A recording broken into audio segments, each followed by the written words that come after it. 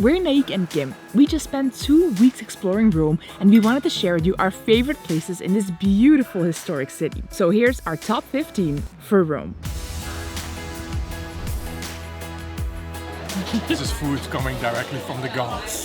Let's kick things off with number 15, the Pantheon. This might be the most mind-blowing building in all of Rome. A sacred temple built at the height of the Roman Empire as a gateway to the gods. Emperors would actually come here to pray before marching off into battle. Today, the Pantheon is nearly 2,000 years old, but unlike the Colosseum, it's not a ruin. It survived earthquakes, barbarian invasions, and is fully intact. You'll see a giant hole in the dome. It lets in sunlight and rain. Don't pre-book your ticket for this. The prepaid line is often slower and longer. Just show up at 9 a.m., buy your ticket at the door, and enjoy it before the crowds roll in. Number 14, Roman food. If you come to Rome and you don't eat like it's your last day on earth, you're doing it wrong. One of our favorite pasta places is Da Fortunata. They've got ladies out front hand-rolling fresh pasta, and their carbonara is to die for. Creamy, cheesy, and topped with crispy guanciale. Also try the amatriciana here with a spicy tomato sauce. Now for street food, you want to head to the Testacchio market. They've got supli, which is a crispy risotto ball filled with mozzarella, super popular with the locals. Pizza by the slice, porchetta sandwiches. If you want something different, go to a local butcher shop and try a platter with lots of different cured meats like mortadella and prosciutto. And for dessert, Venchi was our favorite gelato, hands down. They've got a giant chocolate fountain that made me want to lick the wall. Now you can find decent food all over Rome, but if you want to eat where the locals do, we'll show you the best neighborhood for that in just a minute. Next up, the Trevi Fountain. Built in the 1700s, the Trevi Fountain is a masterpiece of Baroque architecture, standing nearly 30 meters or 100 feet tall. But here's what most tourists get wrong. They show up at noon and hate it. The crowds are massive, and these days, the area around the fountain is roped off during the day. The solution is to go early, around 7 or 8 a.m. There's also a tradition here: toss a coin in with your right hand over your left shoulder and you can make a wish. Just don't wish for pineapple on pizza, because that's a crime here. Number 12, Piazza Navona. Piazza Navona is located in the heart of Rome's historic city center, and it's such a gorgeous square. At the center is the towering church of Sant'Agnese in Agone. The energy on Piazza Navona is incredible. Street musicians, painters, there's cafes lining the square where you can sit down for aperitivo, which is the Italian version of pre-dinner drinks and snacks. Sure, it's a bit touristy if you do it here. Your Aperol Spritz will cost a little extra, but with views like this, it's worth every cent. Number 11, Trastevere. If you skip this one, you'll miss the heart and soul of Rome. Trastevere is one of the city's oldest neighborhoods, and it still feels like old school Italy. Most tourists stay around the Centro Storico neighborhood. That's where the Pantheon and the Trevi Fountain are. It is beautiful, but also crowded and commercial. Trastevere is just across the Tiber River, about a 20-minute walk away. It's especially magical around sunset when people start pouring into all the piazzas and suddenly every street corner smells like garlic and grilled seafood. We had probably the best pizza of our lives at Ivo a Trastevere. You actually walk through the kitchen to get to your table, so you're watching the chefs fire pizzas into the oven as you pass. The place was packed with Italians. Crispy, paper-thin crust, gooey mozzarella. It's pizza that lives up to the hype. Next up, the Colosseum.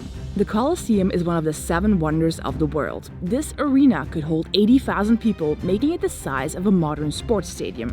Except instead of football, the Romans watched gladiator fights, wild animal hunts, and even mock naval battles here.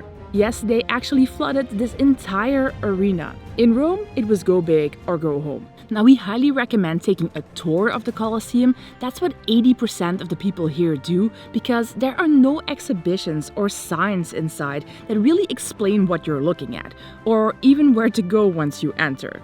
We took a great tour with a wonderful guide called Alice, and she really brought the stories of the Colosseum and the gladiators to life for us. The best part was that the tour includes skip-the-line access, so we could just bypass the lines at the entrance that often take 2 to 3 hours. I can't recommend it enough. We booked it through Get Your Guide. I'll put the link in the description box below if you want to check it out. And while you're at the Colosseum, don't miss what's right next door. Number 9, the Roman Forum.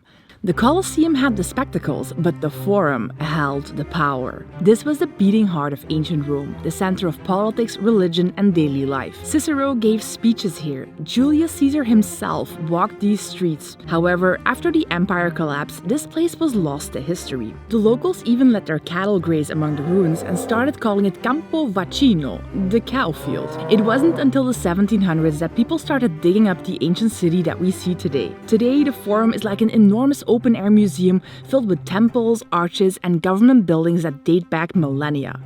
The Colosseum tour we did also included an hour in the Roman Forum. Now, everyone knows you can't miss the Vatican, but do you actually know which parts are worth your time and which you can skip?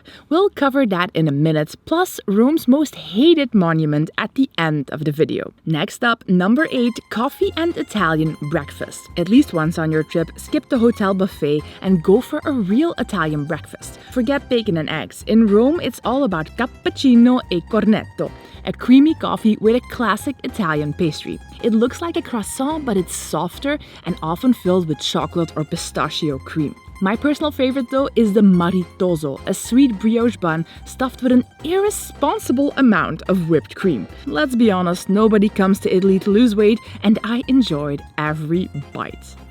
The locals usually have breakfast standing at the bar. Sitting down is totally fine, but it'll cost you 2 to 3 times more. So when in Rome, do as the Romans do. Number 7, St. Peter's Square and St. Peter's Basilica. Okay, so now we're in the Vatican. This is where the Pope lives. Forbes actually ranked the Pope as the 5th most powerful person in the world, so it's pretty wild that you can just visit his home. The Vatican is also the smallest country on Earth, about the size of Times Square, with only 882 people living here. Start on St. Peter's Square. Bernini shaped the 284 columns like open arms welcoming the world. Here you'll see the Pope's palace, his official residence, and at the back of the square stands the largest church in the world, St. Peter's Basilica. Step inside and your jaw will drop. Gold ceilings everywhere, massive marble statues, and light streaming into a cathedral so big it could fit 10 normal-sized churches. The best part is that St. Peter's Square and the Basilica are completely free to enter.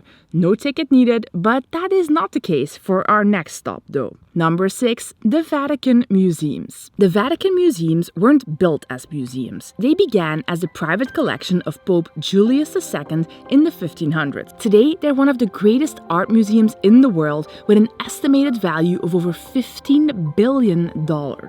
Truly one of Rome's highlights. And yet, some people call this place overrated. I'll admit, it does get very crowded. That's why it's best to come early in the morning. You don't want to miss the Sistine Chapel. Michelangelo himself spent 4 years of his life painting that ceiling back in the 16th century, and seeing it in person is something you will never forget. The queue to get into the Vatican Museums is massive. This line wraps all the way around the corner over there. If you have to wait out here, you're going to be spending 2 or 3 hours just hanging about to get in.